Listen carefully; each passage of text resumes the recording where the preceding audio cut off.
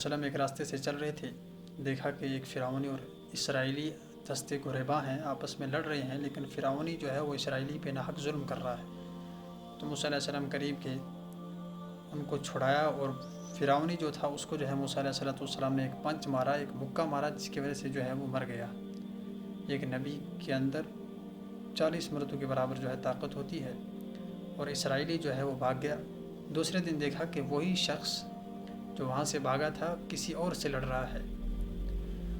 تو جب موسیٰ علیہ السلام نے اس کو دیکھا اور فرمایا کہ آپ تو وہی ہو جو کل اس کے ساتھ لڑ رہے تھے، تو معلوم ہوا کہ آپ شرارتی ہو۔ تو اس شخص نے موسیٰ علیہ السلام سے کہا کہ آپ مجھے بھی قتل کر دو گے؟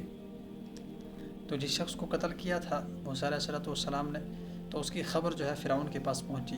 تو فرعون نے جو ہے اسمبلی کا اجلاس بلایا اور لوگوں کو جو ہے جمع کیا، اور جب معلوم ہوا کہ موسیٰ علیہ السلام نے اس شخص کو قتل کیا ہے، تو ارکان اسمبلی جو تھے ان سے مشورہ لیا کہ اب کیا کرنا چاہیے۔ تو موسیٰ علیہ السلام کے بارے میں انہوں نے مشورہ دیا کہ اس کو جو ہے قتل کر دینا چاہیے، لیکن اس اسمبلی کے اس میٹنگ کے اندر ایک شخص جو ہے موسیٰ علیہ السلام کے حق میں جو ہے مخلص تھا، وہ فوراً دوڑتے ہوئے بھاگتے ہوئے موسیٰ علیہ السلام کے پاس آیا اور فرمایا کہ انہوں نے ایسے مشورہ کیا ہے، فرعون نے اور اس کے لوگوں نے جو ہے، اس کی جماعت نے ایسا مشورہ کیا، وہ آپ کو قتل کرنا چاہتے ہیں، لہٰذا آپ اس جگہ کو بدل دو، کسی اور جگہ چلے جاؤ۔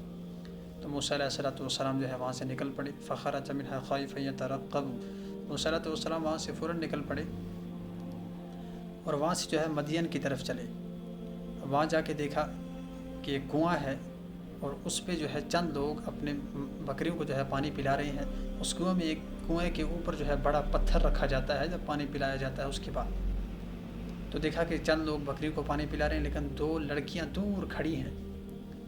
تو موسیٰ علیہ السلام ان کے پاس گئے، ان سے پوچھا کہ آپ جو ہے اپنی بکریوں کو پانی کیوں نہیں پلا رہے؟ انہوں نے کہا کہ جب یہ لوگ چلے جائیں گے اس کے بعد ہم پلائیں گے۔ تو موسیٰ علیہ السلام نے کہا کہ مطلب یہاں بھی جو ہے عدل و انصاف کا نظام قائم نہیں ہے۔ تو موسیٰ علیہ السلام نے کیا کیا کہ جب وہ لوگ چلے گئے اس کے بعد جو ہے وہ پتھر کو موسیٰ علیہ السلام نے اکیلے نے الٹ دیا ایک طرف، اور ان کی بکریوں نے پانی پیا، خوب سیراب ہوئی۔